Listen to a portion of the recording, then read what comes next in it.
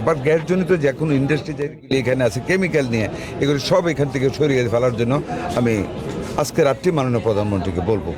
শ্রমমন্ত্রী 2 লাখ টাকা করে দিবেন, যারা আহত হয়েছেন তাদের চিকিৎসার ব্যবস্থা করবেন।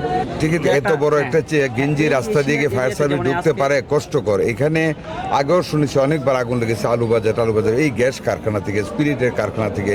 অনেক সরকারের মুখে শুনেছি এগুলি বন্ধ করবে, কিন্তু আজকে দেখলাম বন্ধ হয়নি। আমি অনেক বড় কিছু বলে যেতে পারবো না, তবে আমি অবশ্যই আমার সম্মানিত প্রধানমন্ত্রীর সাথে এই বিষয়টি আবার নতুন করে তুলে ধরবো, যাতে করে এই রকম গিঞ্জি এরিয়াতে যাতে করে গ্যাস বা স্পিরিটের কোনো কারখানা খুলতে না দেওয়া হয়। বরঞ্চ আমি অনুরোধ করব যাতে করে যতগুলি গ্যাসের মানে মেজবাতির কারখানা বা স্পিরিটের কারখানা বা গ্যাসজনিত যে কোনো ইন্ডাস্ট্রি যেগুলি এখানে আছে কেমিক্যাল নিয়ে এগুলি সব এখান থেকে সরিয়ে ফেলার জন্য আমি আজকে রাত্রি মাননীয় প্রধানমন্ত্রীকে বলবো।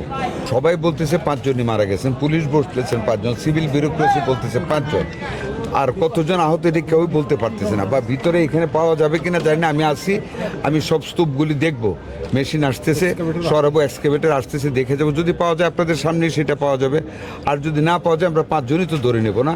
যারা আত্মীয় স্বজন কারা নিয়ে সেটাও জানি না, আমি জানার চেষ্টা করবো। নিশ্চয়ই আপনারা জানেন, আপনারা আমার অনেক আগে আসছেন, কারা কারা মারা গেছে থাকলে ওনাদের কাছেও যাবো। ওদের সুখ সন্তপ্ত পরিবারের প্রতি সমবেদনা জানাই। আমাদের শ্রমমন্ত্রী 2 লক্ষ টাকা করে ঘোষণা করেছেন, আমরা পারলে আরও সহযোগিতা করব পরিবার ভেদে।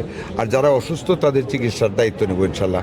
আগুন যদি আরও থাকে, মেসে আগুন লাগতে পারে, এগুলো আমরা ডিসমেন্টেল করে পানি দিয়ে নিভিয়ে যাবো ইনশাল্লাহ। এখানে স্থানীয় লোকজন যারা আছে সবাই, পুলিশ আছেন, হ্যাঁ, পুলিশরাও বলতেছেন এখান থেকে 5টা ডেড বডি পাওয়া গেছে। এ পর্যন্ত 5টা ডেড বডি। এখানে অনেক স্তূপাকারে কি অল্প কিছু জিনিস আছে, মনে হয় না এখানে কোনো ডেড বডি আছে। যদি পাওয়া যায় দেখবেন 5টা ডেড বডি এর মধ্যে পাওয়া গেছে। আমরা দেখেছি খবরে 15 জনের মতন আহত আছেন। স্থানীয় লোকজন বলতেছেন 7-8 জন আছে, কেউ বলতেছে 15-20 জনই হবে। কিন্তু আহত লোক যে কোথায় কোনো হাসপাতালে এখন কেউ জাননি। মিটফুডে 3 জন গিয়েছেন, ওই 3 জন ওইখান থেকে প্রাথমিক চিকিৎসা নিয়ে ওনারা চলে গিয়েছেন।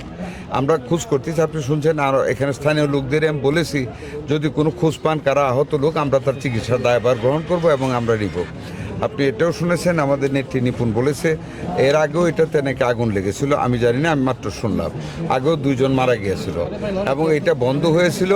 এটা আবার কিভাবে খুলেছে এখানে কেউ বলতে পারতেছে না, বাট শুনলাম যে আবার এটা খুলেছে এবং একটা গ্যাস ম্যাচের কারখানা। আমি স্ক্র্যাপ দেখেও বুঝতে পারতেছি যে এখানে গ্যাস ম্যাচের কারখানা। কোন অথরিটি নিয়ে কীভাবে খুলেছে এটা জানি না, তবে এটা অবশ্যই এটাকে পরীক্ষা নিরীক্ষা করে দেখা হবে কীভাবে খুলছে, কার ইয়েতে খুলছে। যদি কোনোরকম বৈধতা ছাড়া খুঁজে থাকে যে করেছে, যে যার মালিক, অবশ্যই আইনানুগ সংস্থা আইনানুগভাবে ব্যবস্থা গ্রহণ করবে। শ্রমমন্ত্রী 2 লাখ টাকা করে দিবেন, যারা আহত হয়েছেন তাদের চিকিৎসার ব্যবস্থা করবে। আমিও বললাম স্বাস্থ্যমন্ত্রী হিসেবে যারা আহত আছে প্রত্যেকের চিকিৎসার ব্যবস্থা করা হবে এবং এটা আইনানুগ ব্যবস্থা গ্রহণ করা হবে। কীভাবে সে এটা খুলেছিল অবৈধভাবে আগে একটা আগুন লাগার পরেও।